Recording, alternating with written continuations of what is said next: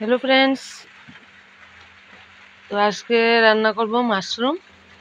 তো পুরো ভিডিওটা তোমাদের সাথে শেয়ার করব। প্রথমেই মাশরুমটা কেটে নেব।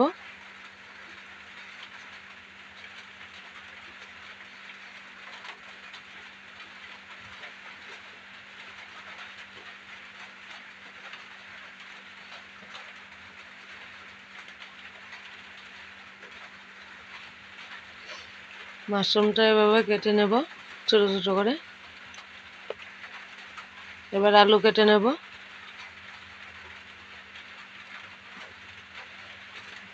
এদিকে মাশরুম সেদ্ধ হয়ে গেছে।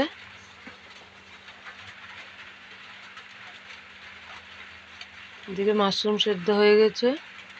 এদিকে জিরে, ধনে, আদা, শুকনো লঙ্কা পেস্ট করে নিয়েছি।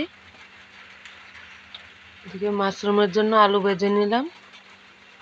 তারপর কড়াইয়ে তেল দিয়ে পেঁয়াজ কুচি লালচে করে একটু ভেজে মশলাটা দিয়ে দেবো। মশলাটাকে নুন হলুদ দিয়ে ভালোভাবে কষিয়ে নিলাম।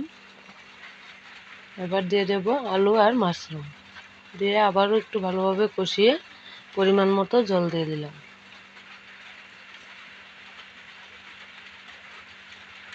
এবার কিছুক্ষণ ফুটিয়ে নেব, তারপর গরম মশলা গুঁড়ো দিয়ে নামিয়ে নেব। তৈরি হয়ে গেছে মাশরুম। তো ভিডিওটা ভালো লাগলে অবশ্যই লাইক, শেয়ার, কমেন্ট করবে।